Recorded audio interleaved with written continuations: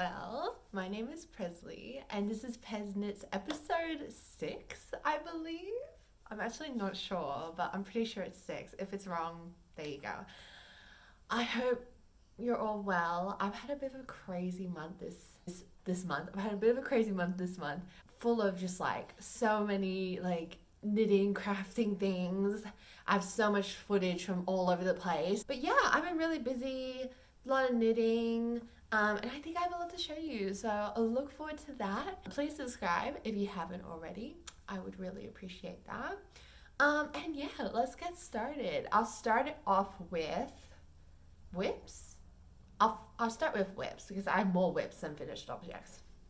So I have this here. I've put it in this cute little bag because I was just at my parents' house and I brought it with me to do some knitting. You can't travel anywhere without bringing knitting, right? Like, you just can't. So I showed this in my previous episode. If you haven't looked at that, go ahead and go onto my channel and have a look there. But I've made a lot of progress on this since I last showed you. Ta-da! Wow. It looks huge on camera. I've been knitting on this forever. Like, oh, it looks so beautiful on camera. Okay. So this is oh no, I've forgotten what this is called. It's like Italian, so I've forgotten. But yeah, it's a shawl. This is a shawl, and it's in a lace weight. So this is all lace weight, which is why it's taking me so long to like get up to this point. I think I'm almost so close to getting the stitch count after the increases. So I've almost finished the increases. So I've started all the way down this tiny little tail, and it's all the way increased up to here. And once I finish the increases, it'll be 175 stitches. I think I'm up to like 172, like something ridiculous. Like, I'm so close. But yes, and this colorway is called Log Cabin by Manos Uruguay. Manos Uruguay. I'm so bad. I say this every month and I always forget. Anyway, it's called Log Cabin. I was totally in love with this colorway, and I feel like the shawl, especially, it's mostly stockinette. It really like brings out that colorway, which is why I chose the pattern in the first place. And so the next section after this is like an eyelet like section. And yeah, I have some future plans with a Stashquisition that I got this month to integrate with this shawl. So I'll talk about that later. But yeah, I'm so happy with this so far. Like, I think she's gonna be a showstopper. Like, look how ginormous she is. And also, it's gonna have fringe. So she's gonna be a showstopper. I'm so excited. But yeah, she's looking really good. I'm really excited for that. Oh yeah, so a little like knitter's tip that I got from my grandma while I was visiting her in Melbourne. She saw that I was knitting with this colorway, and it's like mostly white. And normally what I do is just like I throw the ball on the ground and I knit. And she taught me this trick to like avoid getting like lighter colored yarns dirty, like from dust and stuff on the floor. She said, I'm sorry if it's totally like rustly, but like get a plastic bag, put the ball in the plastic bag, and then use a rubber band at the top to tie it, and then have the wool poking out like from the plastic bag. And so I'm able to pull this, like it's very loose because the rubber band's on really loose, but it's secure enough to keep the ball inside the bag, so the ball doesn't get like dirty. I'm like, that's genius. I've never seen that. So there you go. Like, if you have white wool, and she was like telling me she used to do it all the time when she was knitting like baby items. And you know, like it's always like baby items are always in pastel, like especially the baby wool. And that's how she like came up with this trick. So there you go. So I've been using that and it's been really good. And like, I'm gonna do that in the future. Okay, that was my first whip. Okay, second whip. Oh my God, y'all are gonna be screaming at me from behind the screen. This is so embarrassing. So I've been working on these socks for a while. They're for me. I'll show you the finished one. Yes. This is the Weekend Shorty socks by Summer Lee Co. I remember that name. And this is my third pair that I've made. I previously made a pair for my grandma, my two grandmas, so one pair for each grandma, and then this is my third pair for me. I literally finished the toe of this and everything, and I just need to Kitchener stitch it up, and I just didn't have time. No, I was just like picking up other projects and instead of like finishing this off. So I've literally, like, if you look here, like, I just need to sew that up and it's done. For just some reason, there was a mental block stopping me from doing that. So I'm still counting it as a whip because it's not blocked. It's literally not sewn up at the toe. Like, it's not done. So it's a whip. But yeah, I'll like, literally, that will take me 10 minutes. Max. That's probably an exaggeration. Like 5 minutes. 5 minutes of work and this will be done. So that's my fault for not doing it. Anyway, really happy with it. Looks good. When I gave my the socks that I knitted in this pattern to my grandma in Melbourne, they fit her like really well.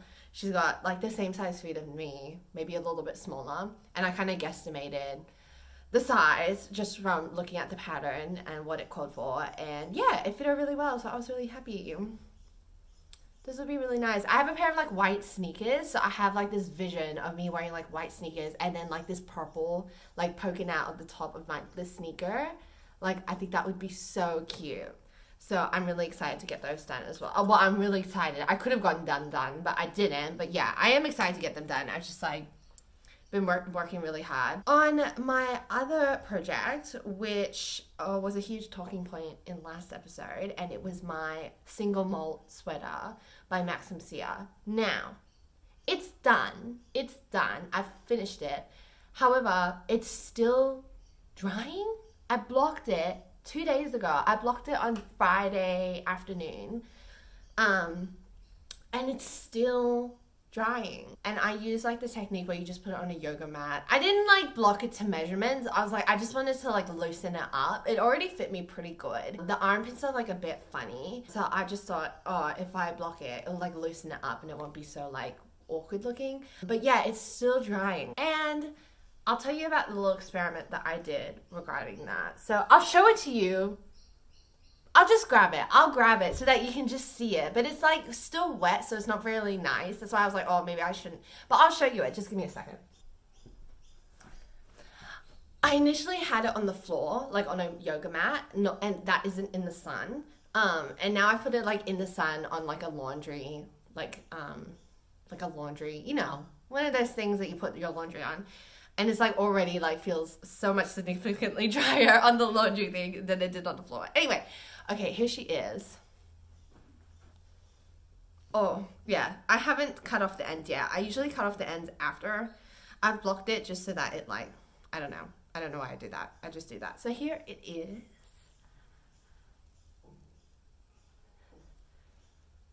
There you go. Oh, I don't know, like, do you see that? It's because I've woven in the ends of like the ball, and it like makes it look funny, and I thought I'd get it out blocking, but I didn't.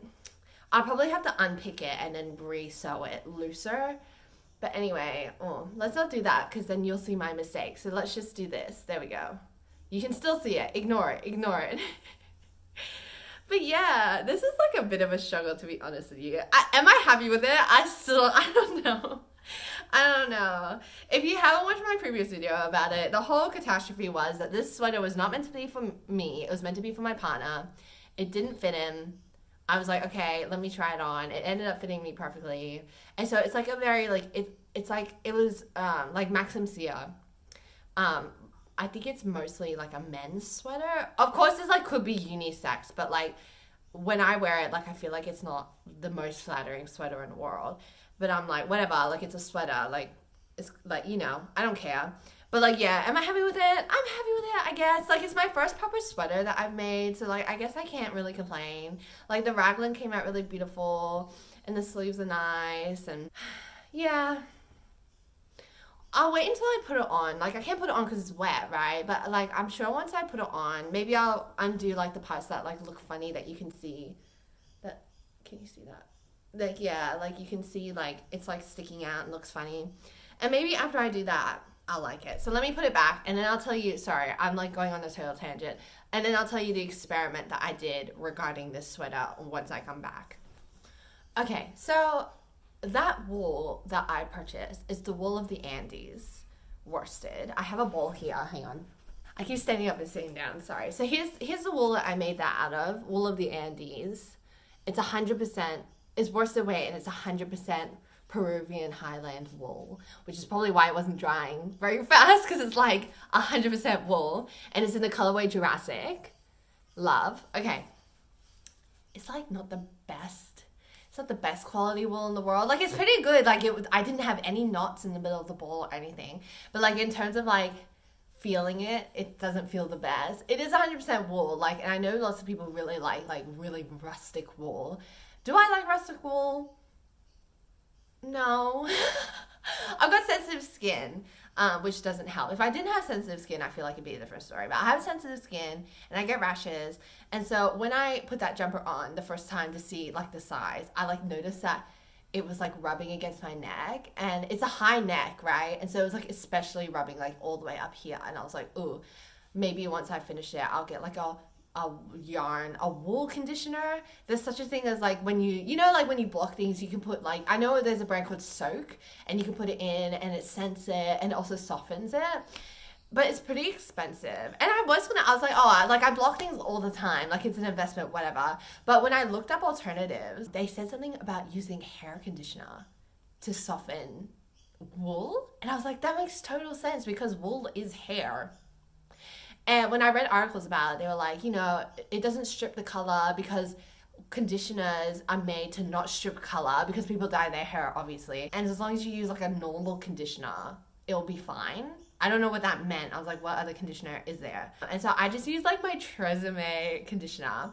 And I had a swatch from when I did the sweater, like before I made it. And I was like, oh, I'll just do it on the swatch first.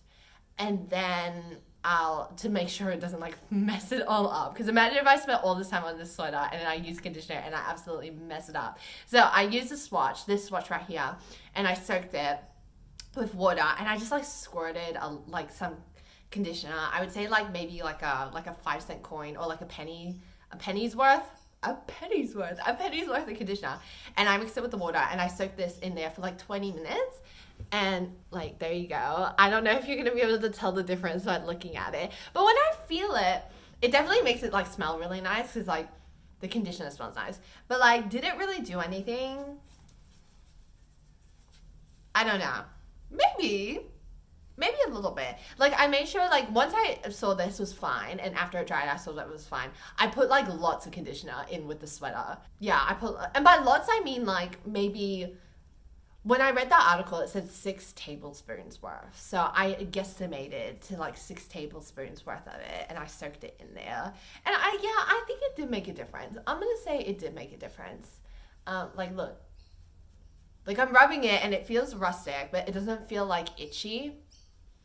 Like, this yarn isn't itchy. I don't know what I'm saying. But like, the neck area is like a very, like a sensitive area. Like, obviously my arms is like fine, but my neck is a very sensitive area, and I feel like it helped it a little bit. So we'll see. Once it dries, I'm gonna put it on and see if I can tell the difference. So yeah, go ahead and use hair conditioner for your projects. Does it work? Yeah, it helps, but maybe I'll invest in like a proper yarn conditioner, and I'll try and see the difference. I'm sure there'll be a huge difference from using hair conditioner, but I guess it's a good alternative. Okay, I'm gonna go on to Stashquisitions.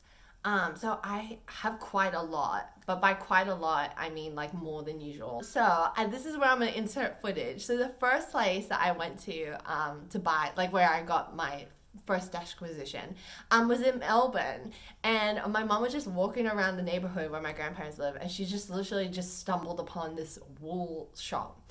And she called me and was like, get over here, I found a wool shop. And I was like, oh my gosh, I dropped everything and I walked over to where she was. And it was this adorable little wool store across the street. And yeah, I'll place the footage here. It was absolutely beautiful. The lady was lovely. And yeah, I'll give you the little tour that I took.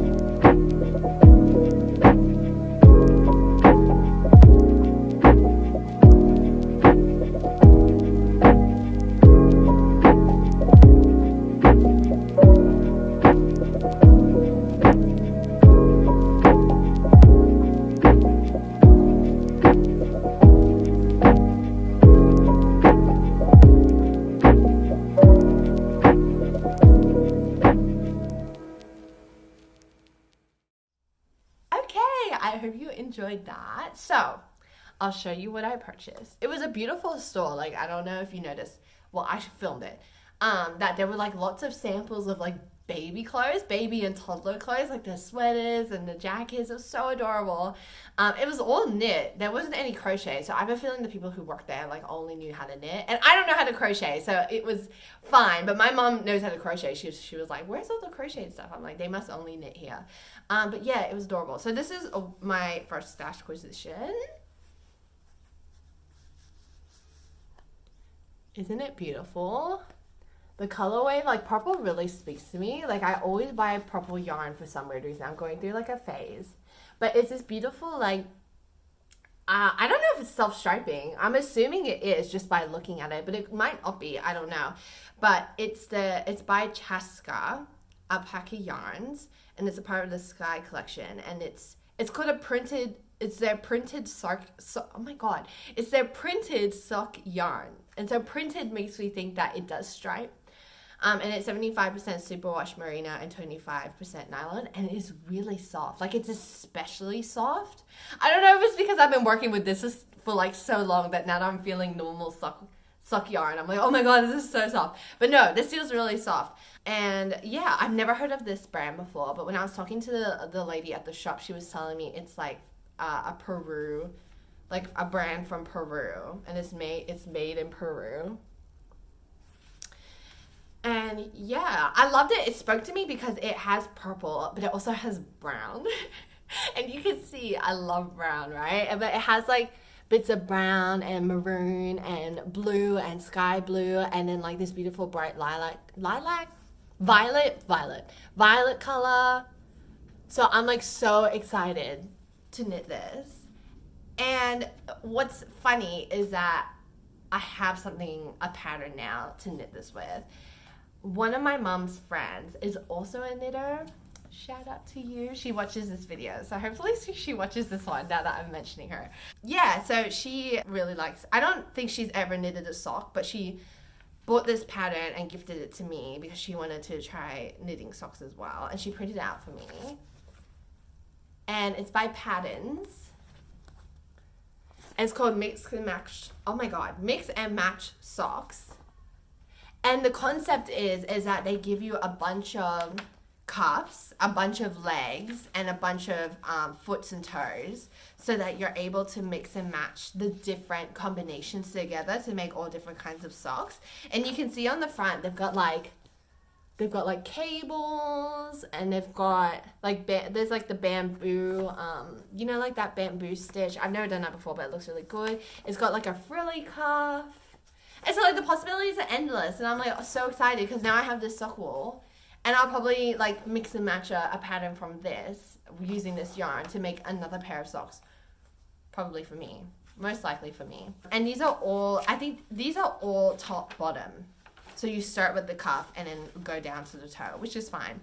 And in my experience, when I tried toe up socks, it didn't fit my foot as good as the top down. And I have a feeling it's because you can't try it on when you're doing toe up socks. You can't try them on. I'm gonna stand by that. You can't try them on, right? So you're not sure when your foot ends, when your foot starts. But with the top down, you can like kind of put it on and see, oh, I'm up to here, I'm up to here, oh, I'm up to my toe. So, which I think is helpful, and which is why I think they fit better for me, and I'm able to knit them to fit my foot better. So yeah, I'm super excited to do that. So thank you to my mom's friend for gifting that to me. I'm really excited, and you'll probably see a whip next episode using this yarn and using one of these patterns. Okay, my next Stashquisition has to do with the Easter show. So if you're not from Australia, the Easter show is in Sydney, and it's like has all these, it's kind of like a carnival. It has all these rides,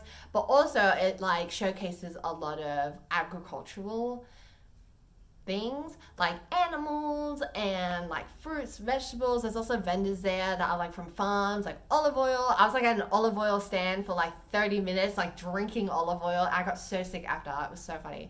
But I didn't realize how many different kinds of olive oil there was. And yeah, and also as a part of it, they do a lot of competitions. So like art, cooking, honey, wax. They do all these different competitions, and you get ribbons and stuff.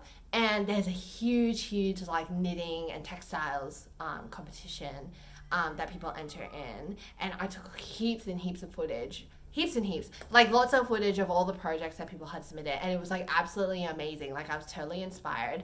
I was like, ooh. Like I was like, oh, maybe one day I'll be able to enter into the Easter show. And then I saw everyone's like submissions. And I was like, oh, maybe a couple of years from now I'll be able to, but it was like totally amazing. So I'll insert the footage I got here so you guys can see.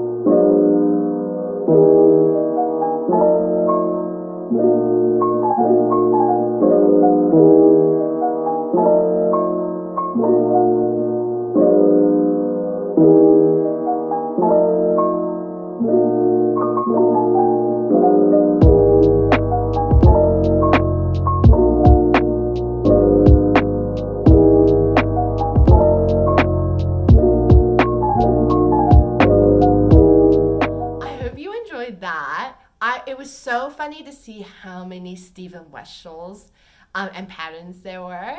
Like, I can just recognize them straight away. Like, I'm sure, like, anyone who's familiar with Stephen West's designs, you can just spot them straight away. And even, like, my partner was like, I even know what a Stephen West pattern looks like. That one's on.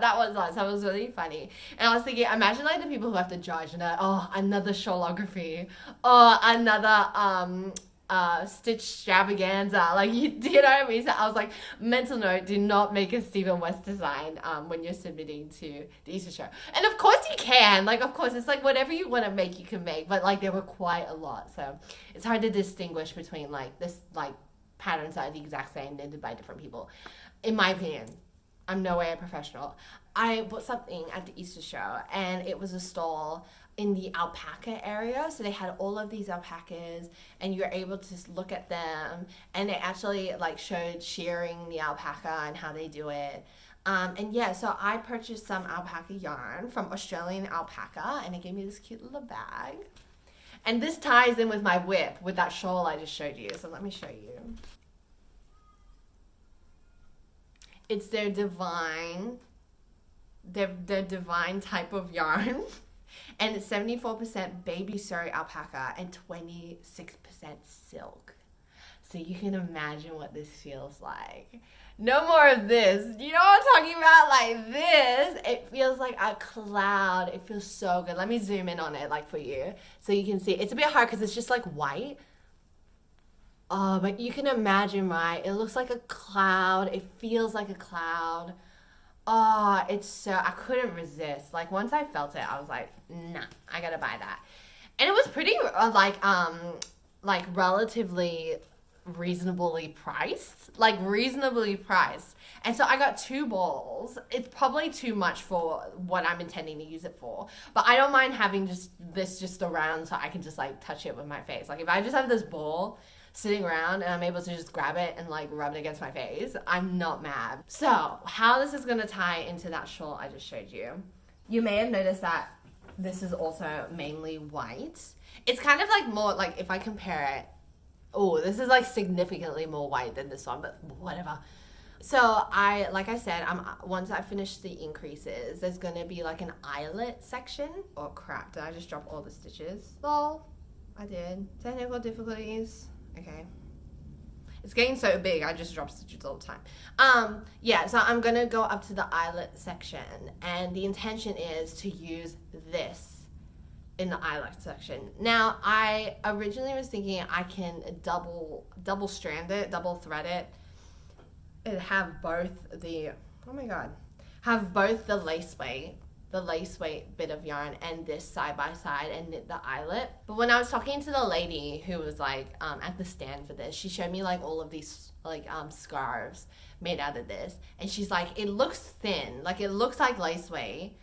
Maybe let me get. She's like, it looks like lace weight, but when you knit it up, and I guess it's because the halo of it is so ginormous. Do you see? Yeah. She's like, because the halo of it is so ginormous, like it just knits up like a 4-ply. And this is lace weight. And so if I do this, a 4-ply and a lace weight, that's like, sometimes that's DK. I don't think it would be DK in this instance, but it'd be like a thin DK. It'd be a light DK. And so I think that's too much. Like to have lace on the majority of it and then just suddenly go to DK, like I think that's gonna look funny. So I'll probably use this whole ball for the eyelet section. And it might look a bit disjointed, but I think once you put it on, it won't. And also keep in mind that this will be the eyelet section, and then it will have this lace weight as the fringe. So I think it will tie in fine together. Like I think it will be fine. And I just like love like this in a shawl. Like how could I not resist? Like that against my neck. Oh, so nice. And it's like gonna be the eyelet section. It's gonna be really nice. I'm really looking forward to it. And if I have leftovers, maybe I'll make something else. Like it's just so beautiful. Like, so yeah, that's the plans for this. I'm so excited. I'm really excited for this one. Like I like how it's simple, but it's like got a huge impact. I feel like the colorway, it really shines through, and I feel like that's what's making it look really sophisticated is the colorway. So I'm really looking forward to that. Okay, I'm like looking around, making sure I don't have anything else to show. That's it. I think that's all I had to show. Yeah, oh, did I mention what I'm wearing right now is the 2022 Fiberfest shawl by Catherine Trippett. Yeah, I wore this yesterday because it was kind of cold, and I was like, I'll just throw it on for my podcast. Why not? I get to show off something I've made by wearing it in the podcast. But yes, I hope you enjoyed that. Once again, it feels like I haven't been talking at all for that long, and I'm looking at the camera and it says 27 minutes, so I better end it there. I hope you enjoyed and had a nice April and enjoyed your Easter or just the break in general. And yeah, I'll see you in the next video. I'll make sure to have lots of more things to show you. Be cool, be kind, and I'll see you in the next one. Bye! Sorry, I also forgot to mention that I ended up cleaning up all of my like wool, my stash. Like I cleaned it up, I tidied it up. I didn't throw anything away, but I was just like, because it was all unraveled and ugly, and so I took the time to organize it, and I thought it was a good idea to film that for you guys. So I'll put it at the end of the video so you can enjoy. I've sped it up 4 times, so it just like makes me look like I'm just like woo, like winding up on the wall. So enjoy. Yes, bye.